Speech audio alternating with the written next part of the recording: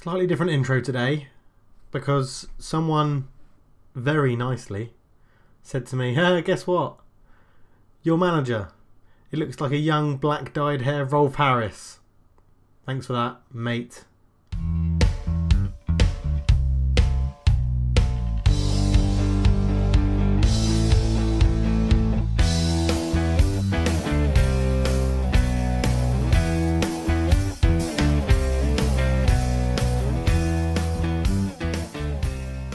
Hello everybody and welcome back to the NK Maribor save. Welcome to episode 35. I'm pretty sure it's 35. We'll go with 35. I'm going to change the numbering on the title thing, can't I? So yeah, on the title thumbnail I can just say 35 and then go from there and be like, no, it is definitely 35. I'm pretty sure it's 35. Excuse the really crazy hair. I'm due a haircut and I have been due one for about 2.5 weeks, probably 3 weeks, but I'm pretty lazy and the hairdresser is right next to my work as well, so I'm actually really lazy. I'll get a haircut soon. Actually, you don't know when this is coming out. You don't know when I filmed this. I could already have a haircut. Nah, there's magic in it. Maybe I have already had a haircut. Who knows? That's enough of my waffle. We were last together for the Champions League games, Dortmund and Atletico Madrid, and since then quite a bit has happened because we've played all of these games and had a transfer window. So we'll quickly wrap everything up and have 2 games. So bit of a bumper episode for you. After the 1-0 loss of Atletico Madrid, we went to Radomilj and won 1-0 with Matsvis Turkus getting the goal. We then drew 1-1 with Domzale, which was pretty disappointing. Kavcic getting our goal and Batrudovic scoring on the 45th minute for them. We then had a live televised friendly competition called the Winter Break at our place, where we ended up winning it. We beat Cluj 2-0, beat Fastavzlin 3-2. I don't know who they were, but they turned out to be quite good. And then we drew with River Plate 1-1 after they scored in the 92nd minute, which was quite frustrating. We played a couple more friendlies against some other Slovenian teams just to get fitness ticking over in the winter break. We then played Labdob Dravpucha. I have no idea if I'm saying that right. We beat them 1-0 with an own goal on the 45th minute. We beat Ruda Valenje 3-0, Bradley Dack and Goran Misevic getting the goals. We played Selj and won 1-0 with Frank Easy getting the goal. Played Triglav and we finally broke our curse against them and won 1-0 with Fabian Delph getting the goal. They played about 70 minutes with 10 men and we still only managed to win 1-0. They are my nemesis, Triglav. We then played Cooper, Duncan Watmore getting the goal, and what a goal it was. If we just look at this could be up there for goal of the season. I think this is the best view to show it where it is. So that is Duncan Watmore. You can see his nice ginger hair just there. 2 players here having a bit of a ding dong and tackles flying in. The ball bounces loose. Watmore picks it up. He beats one. He stumbles his way past 3 others that close him down. Gets in 1-on-1, bang past the goalkeeper. I mean, what a goal! Little ginger ninja Duncan Watmore. That was his 5th goal of the season, cutting in from the left-hand wing. Beautiful. That won us that game. And then we beat Gorica 2-0, where I trialled a new sort of formation. I did my 4-1-3-2 formation, the counter formation I normally use in the Champions League, but started it on overload because they were lining up really defensive. So I thought, well, why the hell not? Let's just see what we can get out of this. And we ended up winning 2-0. Both goals in the first half, which was really good. We then played Labdov Drava Pucha in the cup and drew 0-0 away at their place. So that will be the second game of today's episode, and the Domzale game will be the first game of the episode. However, I also said we've had a transfer window. So this is what has happened. As you can see, more money spent, more players coming in. We had already bought Vidmaier, we'd known about that. Boubacar Kanate has joined us from Africa. I said from Africa, yeah. We just paid Africa some money and he joined us. He joins us from a club in Africa, ASEC. I've never heard of them before in my life, in the Ivory Coast. But we bought him for 165k. He looks pretty decent, very good potential. Good right winger, right-sided player anyway. We'll train him to be an inside forward over time, but he's in the van. I'm happy with him. Abdoulaye Dosso comes in from Denguli, also the Ivory Coast. Again, a youngster comes in. He's looking alright. Probably paid a little bit too much for him. No, we didn't, because we paid £475, so shows you what I can remember. But yeah, he comes in, not too bad, another youngster. Then we got Willian Paulak. Now, before I click on him, guess his nationality.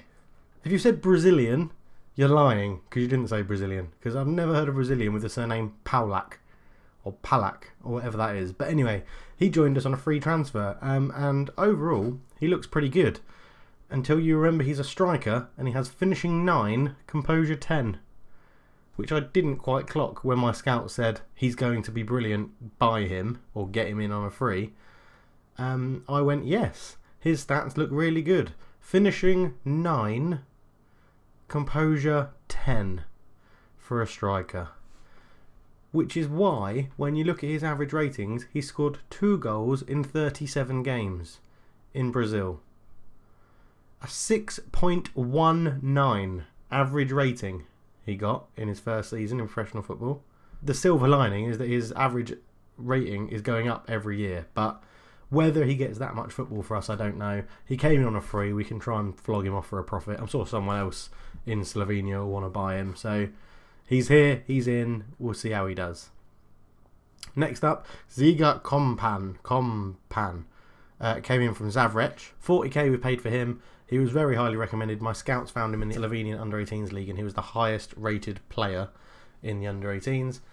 So he joins us for a minimal fee of 40k. We'll easily be able to get more than that if we sell him on. So happy he's in. Rolando Aarons was our big signing, big money signing in the January transfer window, or the winter transfer window I should say, because in Slovenia it goes from January into February and then stops. But yeah, can play on either wing. Very good, 25 years old. We bought him in for 2.7 million. He's made 3 appearances. He's been in and out of the team at the moment. 6.9, but he is someone next year who I think will absolutely rip up the Slovenian league next year, and gives us a bit of pedigree going into Europe. And last but not least, Fumo Manananana, which is the second coming of Rihanna. Right back from Africa, been capped by South Africa. Good physicals, mentals are okay, technicals are pretty poor, but Rihanna Mark II is in. 675k we paid, 2 appearances for the B team. Not done very well, but overall, good potential. 20 years old. He, she, Rihanna Mark II will be fine. Mananana, I've got to call it Manana. Mananana.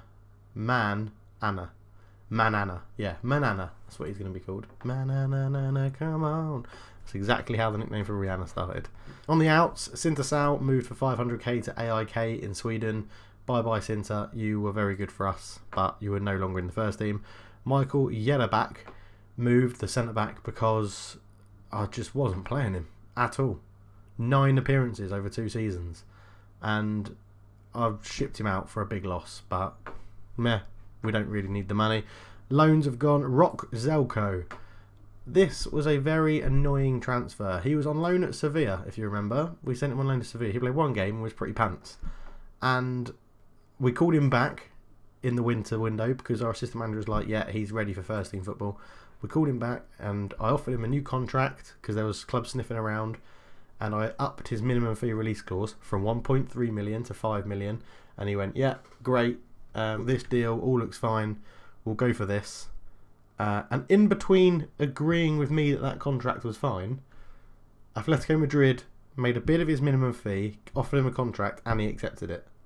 And I'm bloody annoyed because he would have been awesome for us. He was so highly rated. We can tell he was highly rated. He's moved to Atletico Madrid.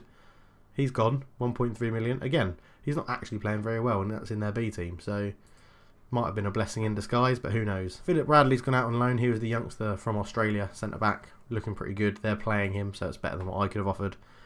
And as we mentioned before, Bade got his move that he wanted. He went for $1 million to Mould in Norway. As I pointed out in the last video, probably should have played him slightly more because he had been pretty awesome for us, and he's doing well in his first game out there.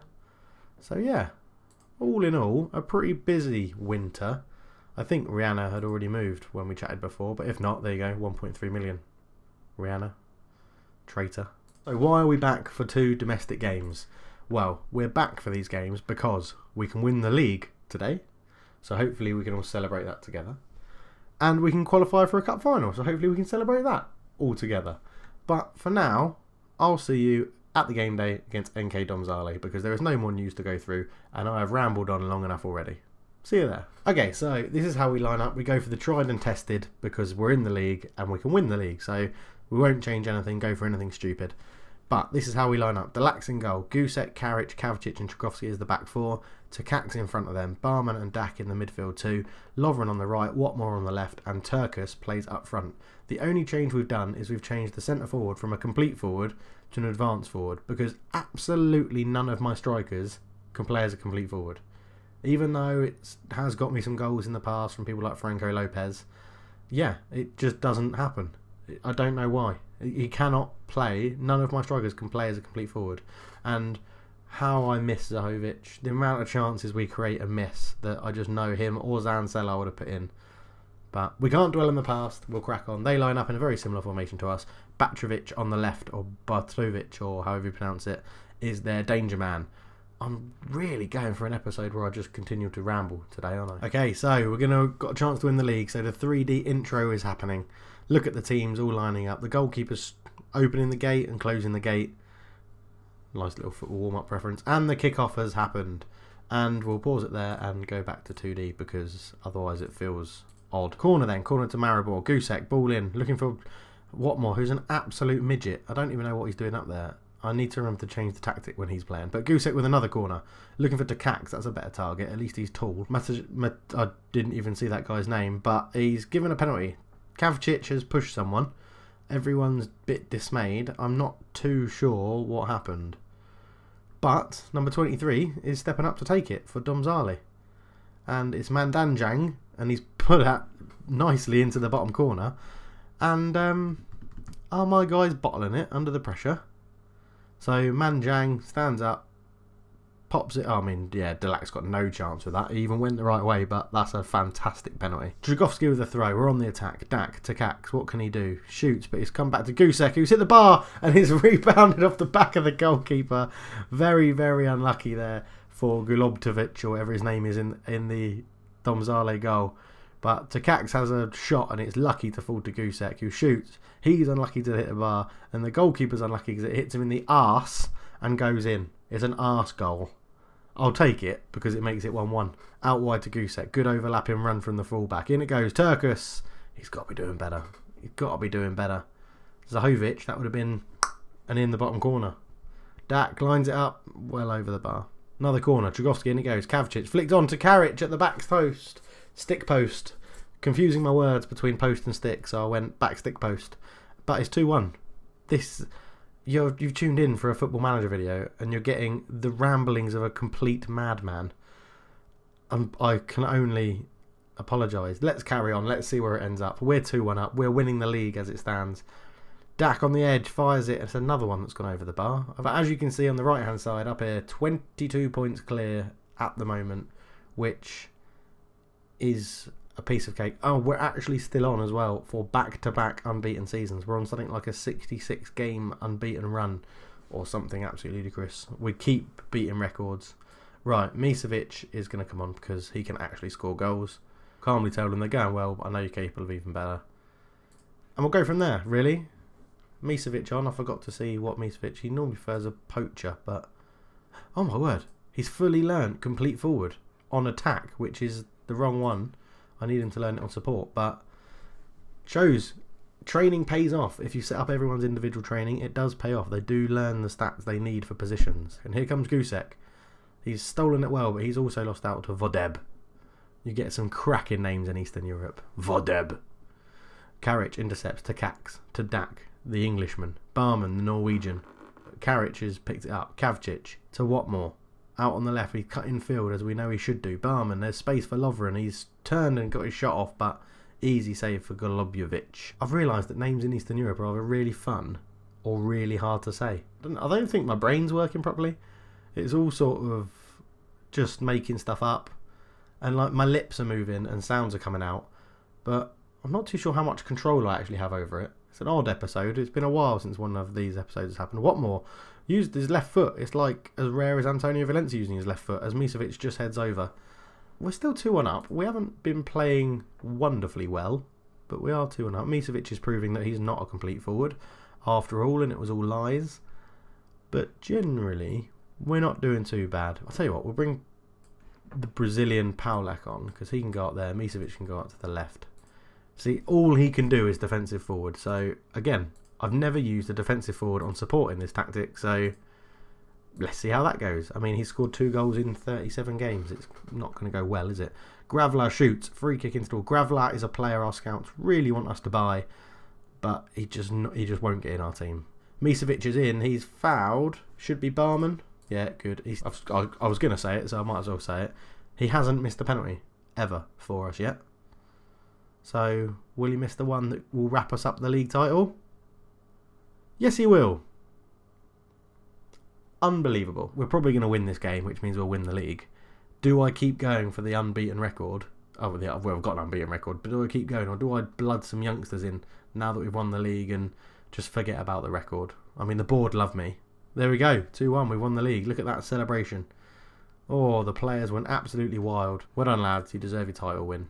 There you go, we've wrapped up 24 wins, 5 draws. Is ridiculous. And Christopher Barman misses his first penalty. They've set budgets of 23.25 million and 300 grand on wages. That's really good if they would break the wage structure. I've got all this money that I can use in wages, but I can't offer people more than like 17 grand a week. It's really annoying. But yeah, there you go. We've wrapped up another league title. Awesome stuff. We had a little dip just there, down to second, but other than that, first all the way, baby. Right, well, I might seem a bit underwhelmed by that. It's because we did exactly the same last year. It's Europe, damn it. Europe we've got to crack. Right, Cup semi-final coming up next. I shall see you guys there. Okay, welcome back for the second game, semi-final, second leg, 0-0 in the first leg, so all to play for. And this is how we line up. Some would call it odd. Some would say I'm a maverick. Others would question my sanity. But we've gone 4-1-3-2 on overload. I mentioned it before the Domzale game that I've used it, and we got a 2-0 win against Galicia. And they look pretty defensive. They're playing with 2 defensive midfielders, and the tactic says defensive.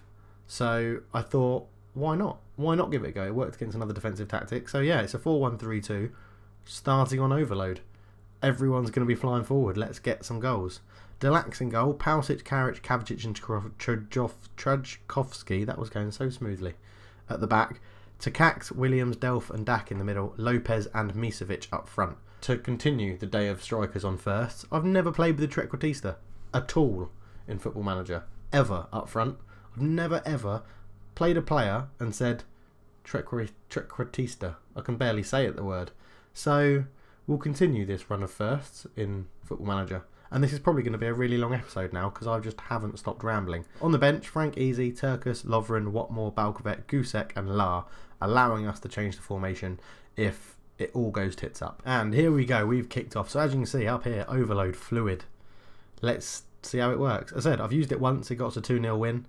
And it is based on a formation that we've used lots of times in Europe as the counter-attacking formation. And generally, when teams play one up front, I don't need to keep loads of people back because we've got the 2 centre-backs and Takacs holding up in midfield. And Delph's had a shot in the first minute and produced a good save from their goalkeeper, Travnikar.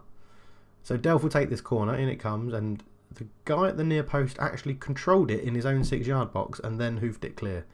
Not something you see every day on a football pitch. Out to Cures. Cures quite easily beats his man. Kavcic with a very poor header away. It's fallen to Janskovic on the edge. Delac saves. He saves the rebound as well. Matej Delac, what a great double save that is. Trajkovski though on the left wing. Ball in. Blocked. Comes to Delph. Delph on his right foot, I think that was. Because that is some power from the outside of the left foot. I think he's hit that with his right foot. Good goal. So Trajkovski went to the byline, went all the way across, deflected out to Delph. Takes one touch with his right and hits it with his right. Isn't this... Are we looking at the same Fabian Delph? Is something weird happening here? Fabian Delph has just scored with his right foot. He's definitely left-footed, isn't he, Fabian Delph? Definitely left-footed. He's got to be. Anyway, I've got a question for the day, and it's going to come before half-time in this game. Well done, Fabian Delph, and we could be through here. Lopez to Misevic. Into the box, Misevic, goal. 2-0 up, 14 minutes gone. This overload stuff appears to be working. We'll just watch the goal in the glories of 3D, and then we'll get back to the question. Misevic gets really well, gets out of his feet, runs round the defender. Keeper is quite slow to go down, and Misevic just toe pokes it round him. Lovely. 2 in 2 minutes. Whilst they come on the attack, we'll do the question. So I'm interested to know What is... Thank you, by the way, for everyone who answered yesterday's question. It was, yeah, some interesting comments, and I'll let you know what's going to happen with future series.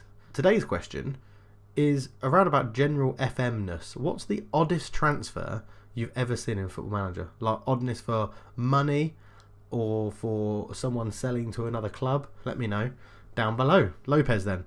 On the ball, into Dak. Dak shoots, deflected off the post, and Gale clears. That's Bruno Gale. That is not a Slovenian name. But it's a long goal kick, and Kavcic wins the header. Lopez is there, but he's beaten in the air. But Karic picks it up. Williams, Dak, Misevic. It's... Oh, he's hit the bar from range. He does one of his traits, he shoots from distance, and wow, that was a rocket. And Pausic well in. Lopez is there. The Trequartista. What can he do? Oh, it's beautiful. Delph, Dak. No, he should have slipped Misevic in, to be fair. Now we've got the goal. Let's drop it down to we've got 2-goal lead. Let's drop it down to attacking, and hopefully it will just slightly reduce the number of shots from distance. So Misevic to Dak, to Williams. Tchaikovsky gets in. Lopez is there. The Trequartista. I really hope that's an overhead kick. It hasn't said it was amazing, so it's probably not. But I don't think I've seen an overhead kick in this game of Football Manager 17 yet. Tchaikovsky, ball in. It's not. He's just nicely put it into the roof of the net, and that's 3-0. We're dicking them. Catch up on Maribor B. They got knocked out in the first round as Lopez scores another. 4-0 inside 41 minutes. Unbelievable. Yeah, Maribor B got knocked out in the first round of the cup, so they've literally just had friendly games all season. Because if I didn't arrange them friendly games, I literally have no idea what they would do. They would just sit there doing nothing, waiting to be called up to the first team, which I don't like. So yeah, I wish there was a way that they could get... actually, here's a question for my Slovenian followings, or for someone that wants to Google it and give me the answer. Do Maribor B play in a lower division in Slovenia? Or do they literally just sit there and play friendly games and warm-up games for the first teamers that don't get first team football? Let me know down below as well. That'd be really helpful, because I feel like they should be in a lower division, because they literally are sitting there doing nothing. So obviously my first team have lots of games and my under-18s have lots of games, but in between that, Maribor B don't do anything, but they've got a full squad of players. So yeah, I'd be interested to know. So if you could let me know, that'd be really useful. As Tchaikovsky breaks through, Misevic is there, he shoots, it's a good save from Travnikar. And this is going to be quite a long episode. I really hope you've stuck with it all the way through. If you have flicked through just to see the games, you might have missed the question. So go back and watch the whole thing again.